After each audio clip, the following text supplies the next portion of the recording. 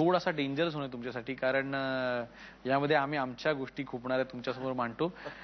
आजच्या तरुणाईचं जे रॉक संगीत किंवा जोशपूर्ण संगीत, ऑर्केस्ट्रल म्युझिक हे हाताळण्याचा तुम्ही प्रयत्न केलेला नाहीत अशी लोकांची तक्रार आहे. केलाय की त्या सीडी मध्ये तुम्ही गायलाय संगीत मन मोहिनीमध्ये. त्याच्यामध्ये एक गाणं केलंय मी तसं. म्हणजे आता रॉक तुम्ही जॅझ थोडस मिक्स आहे ते, गोवानीज असं आहे. अमृता सुभाष गायली ती. अच्छा. हा असं केलेलं आहे त्यात गाणं, ओ साहेबा ओ साहेबा. परंतु मला आणखी 2-3 करायचे आहेत. माझी धाकटी मुलगी इटालीमध्ये असते, तर ती सगळं तिथलं ऐकत असते. इटालियन कॉन्सर्ट देखील ऐकते नाही देखील. ती आता परवा आली, ती मला म्हणली बाबा जरा आता तुम्ही जरा ऐका, जरा नवीन काहीतरी करा. मग बरं म्हटलं प्रयत्न. परंतु काय असतं, मी सुधीर फडक्यांचा मुलगा, हा एक नक्कीच हे आहे की लोकांनी असं विचार करताना असे अरे बाबूजींचा मुलगा आहे का, पण त्यांची सगळ्यांची थोडीशी विचारसरणी तशी असते की त्या गाणी तशाच प्रकारची म्हणजे एक वेगळी स्टाईल जी असते प्रत्येकाची तशी करावी. परंतु मी असं नाही म्हणत की आता बाबूजींनी एका याच्यामध्ये उत्तम कॅबरेचं गाणं केलं होतं. हो. हा धाकटी बहीण मध्येच बहुतेक किंवा कुठल्या तरी एका सिनेमामध्ये. किंवा लावण्या किती सुंदर लावण्या. आता म्हणून लावण्या आता जगदीश खेमुडकरांच्या. आज 1 तारीख आहे.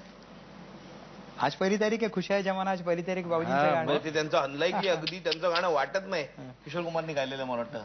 खुश आहे जमाना आज 1 तारीख आहे. किंवा नंतर लावण्या किती केल्या आहेत. जाळीमंदी पिकली कर जाळीमंदी. लावण्या भरपूर केल्या आहेत. चढा ओढीने चढवित होते बाई मी पतंग उडवित होते.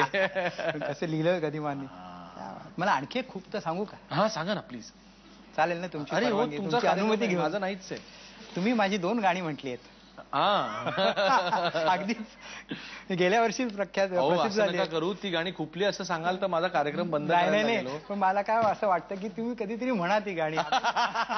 एवढंच खूप, बाकी काही नाही. नाही आपण गाऊया ना याच कार्यक्रमात. आपण गाऊया. आत्ता गाऊया का? अगदी आनंदाने. आत्ता काढा कुठे गाणं आहे का तुमच्याकडे लिहिलेलं? आहे. आणि हा सांगा. त्याच्यामधलं ते गंमत म्हणजे काय, त्यातला जो मुखडा आहे तो सूरज भटांचा आहे. अच्छा. त्यांनी लिहिलंय, सूर्य केव्हाच अंधारला यारो हो, या नवा सूर्य आणू चला यारो हो. म्हणजे आत्ताची जी परिस्थिती आहे देशातली त्याला बरोबर होतं. आणि त्याच्यात त्यांनी जे पुढचे जे अंतरे लिहिले होते, मला त्याच्यापेक्षा थोडंसं वेगळं हवं होतं. म्हणून आता पण ते नसल्यामुळे मी त्यांच्या पत्नींची मी अनुमती घेतली आणि मग संदीप खरेला सांगितलं. अरे वा. आणि तेवढंच तुम्हाला माहिती आहे की तो म्हणतो, हा नकाशा नवे देश होता खरा, ज्यास आम्ही सुखे फाडला यारो हो, सूर्य केव्हाच अंधारला यारो हो. चला म्हणा. सूर्य केव्हाच अंधारला यार हो, सूर्य केव्हाच अंधारला यार हो, या नवा सूर्य आणू, या नवा सूर्य आणू चला यार हो. बरोबर आहे. बरोबर आहे. चला यार हो, चला यार हो, सूर्य केव्हाच अंधारला यार हो, सूर्य केव्हाच. तो नकाशात तुम्ही म्हणला आता तो नकाशान देश हो. जरा वाढवा.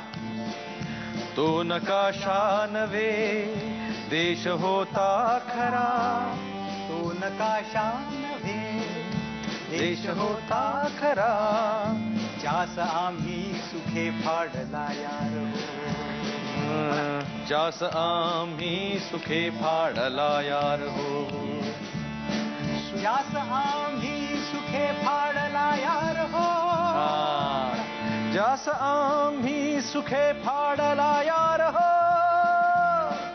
या नवा सूर्याणू चला यार हो, या नवा सूर्य आणू चला यार हो, सूर्य केव्हाच अंधारला यार हो, सूर्य केव्हाच अंधारला यार हो. वा. थँक्यू. आणि आता परचुरेंच्या खुपण्याकडे येऊया. तुम्हाला नाचता येत नाही किंवा तुम्ही डान्सर नाही, ही गोष्ट सोनियाला खुपते का? नाही खुपत मला वाटतं. म्हणजे खूपच असेल तरी तिने मला सांगितलेलं नाही, कारण तिच्या खूप नाचण्याचा आग्रह केलाय का माझ्यावर नाचा म्हणून? नाही, कधीच नाही. कारण तिला येत नाही हा एक भाग आणि त्यातला आवड नाही हा दुसरा भाग. मला नाही नाचायला आवडत. सिनेमात समजा मला काहीतरी गाण्याचे नाचायची सिच्युएशन असेल तर नाचावंच लागेल. तिथे काय मी नाही म्हणणार नाही.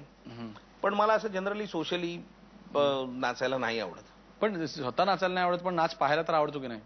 बायकोचं ज्यावेळेला तिची कलाविष्कार ज्यावेळेला असतो, स्वतः ती नाचते किंवा तिने केलेल्या जे कोरिओग्राफीचे हे असतात ते बघून कधी मग चर्चा करता का नाही? हो, डेफिनेटली करतो ना. डेफिनेट करावीच लागते. पण सोनियाला तुमची कुठली गोष्ट खूपते? स्वतः तोंडाने सांगा आम्हाला. Sonia, I am with you. कारण अतुल जितके माझे मित्र आहेत तितकीच सोनिया चांगली मैत्रीण आहे. काय कदाचित माहित नाही. मी ती माझ्याशी काहीतरी बोलत असताना मी इकडे तिकडे बघत असतो किंवा माझं लक्ष टीव्हीकडे असतं वगैरे. ही गोष्ट तिला भयंकर खूपते. पण तसं मेजर काही वाटत नाही. ती फार सोशिक बायको आहे. म्हणजे तिच्या माझ्याबद्दल फारशा कंप्लेंट नाही, ते माझं भाग्य आहे. कारण मी घरात गेले टीव्ही ऑन करतो आणि क्रिकेट बघत बसतो किंवा गाणी ऐकत बसतो, तरी ती काही मला बोलत नाही त्याच्यावर. त्यामुळे तुम्ही सतत जिप्सीवर असता हे खूपतं का तिला? नाही, अजिबात नाही. खूपच जिप्सीवर नसतो आली. दुर्दैवाने वेळ नाही मिळत. म्हणजे मिळाला तर मला जायला आवडेल, पण वेळ मिळत नाही. काय करणार? पण मला असं वाटतं सोनिया, हे सगळं उत्तर ऐकून तू घरामध्ये थैथयाट सुरू केला असेल की हा सांगत नाही, हे सांगितलं नाही, ते सांगितलं नाही, असं काहीतरी असेल. म्हणजे जसं मी मला मगाशी म्हटलं की आपल्याला चांगले रोल मिळत नाहीत किंवा चांगला सिनेमा मिळत नाही, चांगली भूमिका मिळत नाही, हे मला जितकं खूपतं तेव्हा माझ्यापेक्षा तिला जास्त खूपतं. So sweet. त्यामुळे तिला आणि मी यशस्वी होणार याची मला जितकी खात्री आहे ती माझ्यापेक्षा तिला खात्री आहे. त्यामुळे असे पिरियड येतातच ना आयुष्यात की आपल्याला असं वाटतं की यार काही होत नाहीये, काही गोष्टी होत नाहीयेत. तेव्हा आधार देणारी तीच असते. म्हणजे काही यशस्वी पुरुषाच्या मागे स्त्री असते, त्याच्या माझ्या मागे तीच स्त्री आहेत. अच्छा. माझी आई, माझी बायको आणि माझी मुलगी. अरे वा. या दोघी जणी मला आधार देतात आणि मुलगी बाकी सगळी कामं करते. म्हणजे खर्च करणे, बापाने मिळवलेले पैसे उडवणे, रोज नवीन डिमांड करणे वगैरे असे सगळे विधायक कार्य ती करत असते. आणि आता वेळ झालेली आहे ती म्हणजे पॅरडी सॉंगची. खरं तर आमच्या जयदीपची बोबडी वळली असं मला आतल्या गोटातनं कळलंय, कारण श्रीधर फडके स्वतः समोर बसणार म्हणल्यानंतर. नाही, श्रीधरजींच्या समोर म्हणजे भीती तर वाटतेच, कारण आम्ही नवीन पिढीचे गायक आहोत, तर त्यांच्या समोर गायचं म्हणजे नाही, अगदी तुम्ही चांगलेच गाणार. काही बोलायचे आहे पण बोलणार नाही, काही बोलायचे आहे पण बोलणार नाही. गायकाच्या पुढ्यामध्ये गाणे शोभणार नाही. काही बोलायचे आहे पण बोलणार नाही, काही बोलायचे आहे पण बोलणार नाही.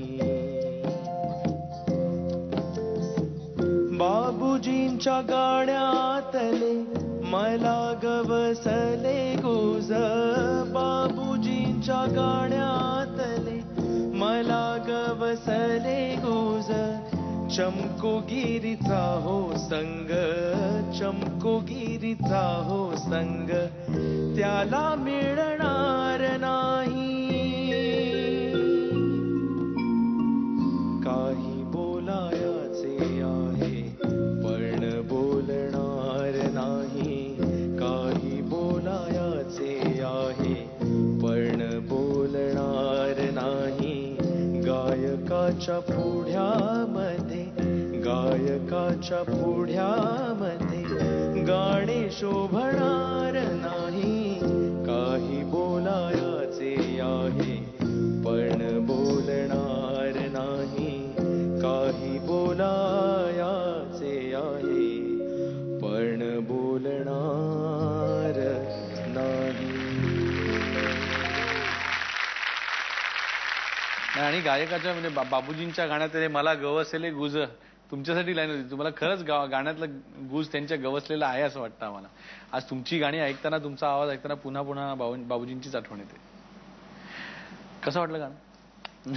माझ्यावर झाली नाही पण पॅरडी, याचं वाईट वाटलं. खुपते तिथे गुप्ते, हेच खुपते की माझ्यावर गाणं झालं नाही. आपण एक काम करूया, ह्याचा पुढचा सेगमेंट ना परचुरे तुम्ही करा आणि चुरचुरे तिथे परचुरे असं नावाचं कार्यक्रम आपण करूया. ऍक्च्युली आयडिया चांगली आहे, ही आयडिया फार चांगली आहे.